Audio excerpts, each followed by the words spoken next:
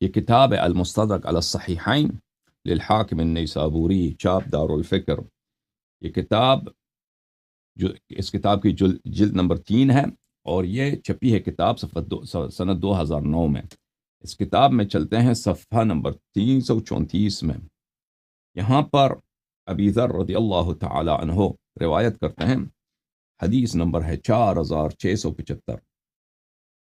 ابی ذر رضی اللہ تعالی عنہ روایت کرتے ہیں رسول پاک صلی اللہ علیہ وآلہ وسلم سے کہ رسول اللہ صلی اللہ علیہ وآلہ وسلم نے فرمایا، من اطاعنی فقد اطاع اللہ ومن عصانی فقد عصى اللہ۔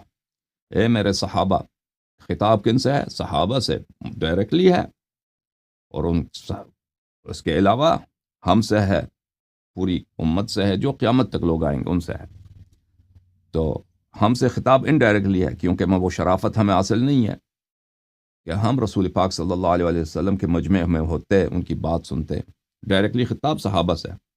من اطاعنی فقد اطاع اللہ، جس نے میری طاعت کی تو اس نے بتحقیق اللہ کی طاعت کی ہے۔ ومن عصانی فقد عصى اللہ، اور جس نے میری معصیت کی، میری نافرمانی کی، تو بتحقیق بلا شک اس نے اللہ تعالیٰ کی معصیت کی ہے، نافرمانی کی ہے۔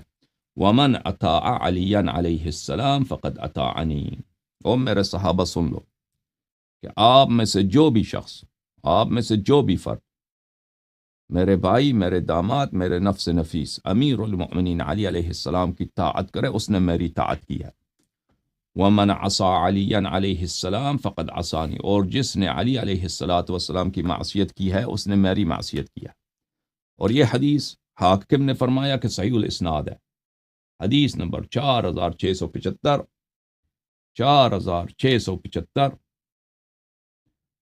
وافقہ الذہبی فی تلخیص المستدرک قال صحیح۔ ذہبی صاحب نے بھی تلخیص المستدرک میں انہوں نے بھی موافقت کیا ہے حاکم کے ساتھ، اور کہا ہے کہ یہ حدیث صحیح ہے۔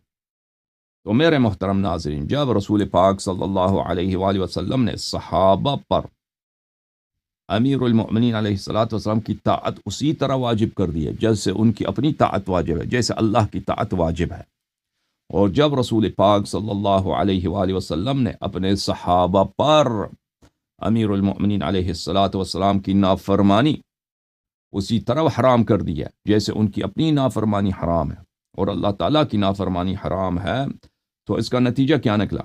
اس کا نتیجہ میرے معزز ناظرین یہ نکلا کہ امیر المؤمنین علیہ السلام صحابہ پر واجب الاتباع ہیں، ان کا حکم اسی طرح واجب الاتباع، ان کا حکم اسی طرح واجب الطاعہ ہے جیسے اللہ اور رسول صلی اللہ علیہ وآلہ وسلم۔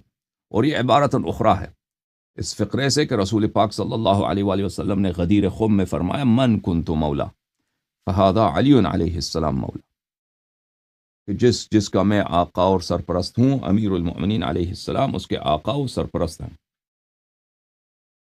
اچھا، پھر صفحہ نمبر 341 میں انہوں نے حدیث نقل کیا ہے، اسی حدیث کو دوسری سند کے ساتھ ابو ذر کے سے اور ایک اور حدیث نقل کیا ہے، اور اس حدیث کے متعلق بھی فرماتے ہیں کہ یہ حدیث صحیح الاسناد ہے۔ زید بن ارقم سے قال رسول اللہ صلی اللہ علیہ وآلہ، من یرید ان یحیا حیاتی، جو بھی شخص چاہتا ہے کہ وہ اس کی زندگی میری زندگی جیسا ہو، ویموت موتی، اور اس کا موت بھی میرے موت جیسا ہو، ویسکن جنت الخلد التي وعدنی ربی، زندگی میں میری زندگی ہو، موت بھی میری موت ہو، اور موت کے بعد میرے ساتھ جنت الخلد میں، جس کا جنت الخلد کا اللہ نے مجھے وعدہ دیا ہے، میرے ساتھ وہ وہاں پہ ساکن ہو جائے، مقیم ہو جائے۔ ٹھیک ہے نا؟ زندگی بھی رسول پاک صلی اللہ علیہ وآلہ وسلم کی سب سے بہترین، سب سے اچھی، سب سے پاک، سب سے اللہ کے نزدیک مورد رضا کس کی زندگی ہے؟ کس کی حیات طیبہ ہے؟ رسالت پناہ صلی اللہ علیہ وآلہ وسلم کی۔ اور کس کا موت سب سے، موت کے وقت اللہ اس سے راضی ہے؟ رسالت پناہ صلی اللہ علیہ وآلہ۔ تو رسول اللہ صلی اللہ علیہ وآلہ وسلم نے آپ سب کو، اپنی امت کو ایک فارمولہ بتایا کہ جو بھی شخص چاہتا ہے کہ میری زندگی، اس کی زندگی میری زندگی جیسی ہو، اور اس کا موت میری جیسے موت ہو، اور وہ جنت خلد میں، وہ جنت جو ہمیشہ کے لیے، جس کا اللہ نے مجھے وعدہ کیا ہے اس میں وہ ساکن ہو جائے، مقیم ہو جائے. فَلْيَتَوَلَّ عَلِيَّ ابْنَ أَبِي طَالِبٍ علیہ السلام، پس وہ موالات رکھے، وہ مولا سمجھے، آقا سمجھے کس کو؟ علی ابن ابی طالب علیہ السلام کو.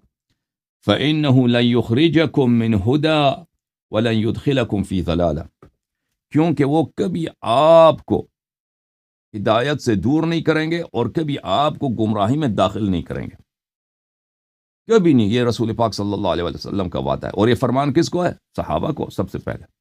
تو کیا ہوا اس کے صحابہ پہ واجب ہے کہ اگر وہ اللہ کی رضا چاہتے ہیں، جنت چاہتے ہیں، تو کس کی اتباع کریں؟ امیر المؤمنین علی ابن ابی طالب علیہ السلام کو. اور اس میں تصریح ہے امیر المؤمنین علیہ السلام کی عصمت کی کہ وہ کبھی کسی کو غلط بات نہیں بتائیں گے، کبھی آپ کو ہدایت سے خارج نہیں کریں گے اور کبھی آپ کو گمراہی میں داخل نہیں کریں گے. اچھی